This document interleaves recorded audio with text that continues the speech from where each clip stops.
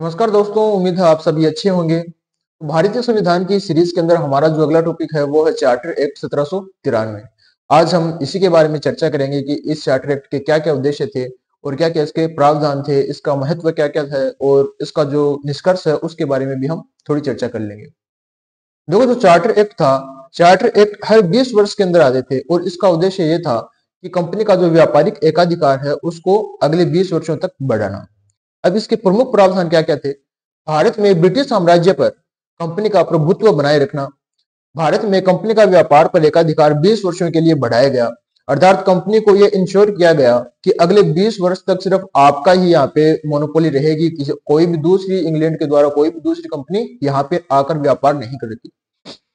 अधिनियम के अनुसार कंपनी द्वारा की जाने वाली राजनीतिक गतिविधियां ब्रिटिश क्राउन के अंतर्गत आएगी, जिन पर क्राउन का नियंत्रण रहेगा तथा कंपनी क्राउन के प्रतिनिधि के रूप में राजनीतिक गतिविधियां संभालेगी।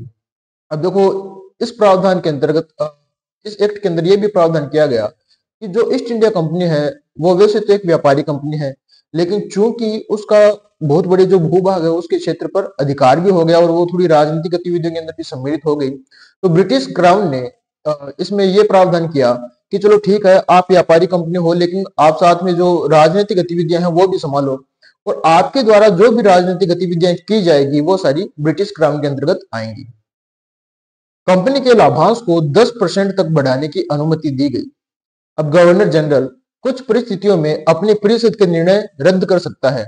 देखिए, पिछली बार जो पिछला एक्ट था उसमें हमने ये चर्चा की थी कि जो गवर्नर जनरल है उसको वीटो पावर प्रदान कर दिया गया था, लेकिन ये वाला जो एक्ट आया है चार्टर एक्ट, इसके अंदर यह प्रावधान है कि गवर्नर जनरल अपनी परिषद के अपनी परिषद के जो निर्णय है उसको रद्द भी कर सकता है, उसको मानने के लिए बाध्य नहीं है गवर्नर जनरल। गवर्नर जनरल को मद्रास और बम्बई शासकों पर भी अधिकार दिया गया था। जब गवर्नर जनरल बम्बई या मद्रास में होगा तो वहां के गवर्नरों को पद से हटा दिया जाएगा। अर्थात जो सर्वोच्च हेरारिकी के अंदर जो सर्वोच्च पद है वो गवर्नर जनरल का बना दिया गया था। यदि गवर्नर जनरल बंगाल से दूर होगा तो अपने असैन्य सदस्यों में से एक को उपाध्यक्ष मनोनीत कर सकेगा। बोर्ड ऑफ कंट्रोल की सदस्यता बदली गई। अब इसमें एक अध्यक्ष तथा एक अध्यक्ष के साथ में 2 कनिष्ठ सदस्य भी शामिल थे जो प्रीवी काउंसिल के सदस्य नहीं थे। कर्मचारियों और नियंत्रण बोर्ड अर्थात बोर्ड ऑफ कंट्रोल की तनख्वाह के लिए कॉरपोरेशन यानी कंपनी को जिम्मेदार ठहराया गया। सभी लागतों को काटने के बाद कंपनी को ब्रिटिश सरकार को 6 लाख रुपयों का भुगतान करना था। कंपनी के वरिष्ठ अधिकारियों को बिना अनुमति के भारत छोड़ने पर रोक लगा दी गई। अब यदि वे ऐसा करते हैं तो ये उनका सीधा इस्तीफा माना जाएगा। कंपनी को श्रमिकों को भारत में व्यापार करने का लाइसेंस देने का विशेष अधिकार दिया गया। इसे देश व्यापार की संज्ञा भी दी गई। अतः अफीम को चीन निर्यात किया जाने लगा।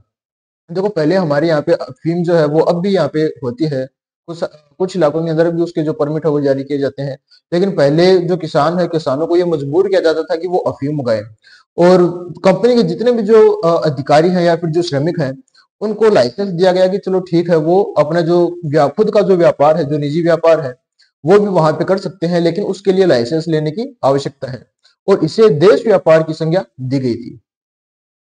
इस अधिनियम के द्वारा राजस्व, प्रशासन और न्यायिक कार्यों को अलग कर दिया गया। परिणाम स्वरूप राजस्व अदालतें समाप्त हो गई।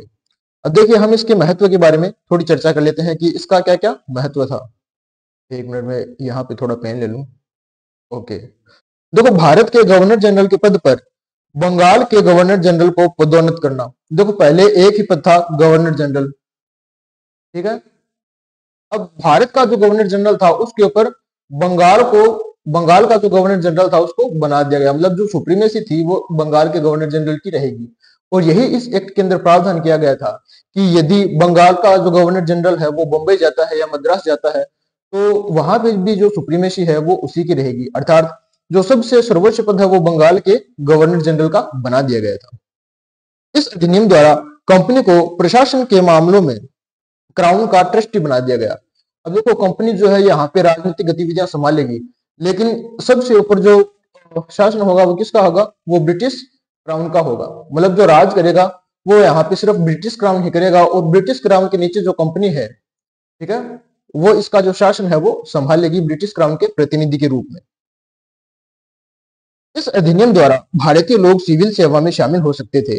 इस कानून ने गवर्नर जनरल के विधायी और कार्यकारी शक्तियों को संहिताबद्ध कर दिया और इन कानूनों को लॉर्ड मैकाले के नेतृत्व में कोड बनाया गया। इन कानूनों का भी एक कोड बनाया गया कि जो कंपनी है उसकी क्या क्या तो कार्यकारी शक्तियां रहेगी और क्या क्या उसके जो प्रशासनिक है वो शक्तियां रहेगी। अब इसके निष्कर्ष के बारे में हम थोड़ी चर्चा कर लेते हैं। इस अधिनियम ने कंपनी के एकाधिकार को 20 वर्ष तक बढ़ा दिया तथा लॉर्ड कॉर्नवालिस के गवर्नर जनरल पर नियुक्त होने के साथ ही परिषद के फैसलों को पलटने की भी शक्ति दी गई, लेकिन यह शक्ति सभी गवर्नर जनरलों को नहीं दी गई। अब देखो, अपन ने ये पढ़ा था कि जो ईस्ट इंडिया कंपनी है उसकी जो तीन जो क्षेत्र थे वो प्रमुख थे, जिसमें एक तो था बंगाल। ठीक है, सबसे पहले जो मेन जो क्षेत्र था वो था बंगाल, और उसके बाद में एक था बंबई, और एक था मद्रास। अब इन तीनों के अंदर, इन तीनों क्षेत्रों के अंदर जो गवर्नर जनरल है वो नियुक्त किए गए थे, लेकिन सबसे ज्यादा जो शक्ति थी वो सिर्फ बंगाल के गवर्नर जनरल के पास में थी। अब ऐसा क्यों था?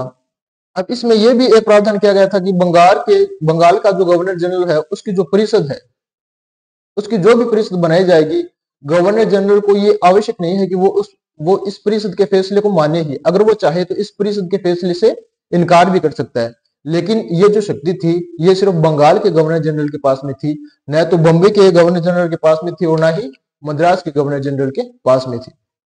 अब इसमें बोर्ड ऑफ कंट्रोल के अंदर भी जो है वो बदलाव किया गया। अब इसमें एक तो सदस्य बनाया गया, ठीक है, एक तो अध्यक्ष बनाया गया इसमें, और उसकी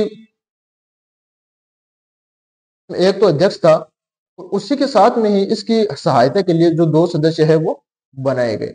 इस प्रकार से जो बोर्ड ऑफ कंट्रोल है इसकी जो संरचना है इसमें भी बदलाव किया गया। अब इसमें ये जो एक सदस्य है ये तो प्रेसिडेंट के रूप में कार्य करेगा और ये जो दो है वो कनिष्ठ सदस्य के रूप में कार्य करेंगे। और इनका जो वेतन है, ठीक है, ये जो बोर्ड ऑफ कंट्रोल है इनका जो वेतन है वो भी कंपनी की तरफ से दिया जाएगा। इनका वेतन जो है वो ब्रिटिश क्राउन नहीं देगी और इनका जो वेतन है वो कंपनी की तरफ से दिया जाएगा। यह भी इसमें प्रावधान था। तो इस प्रकार से हमने ये जो चार्टर एक्ट 1793 है इसके जो प्रमुख प्रावधान है उसका क्या क्या महत्व है और उनके क्या क्या जो निष्कर्ष निकले उन सभी के बारे में हमने चर्चा की थी।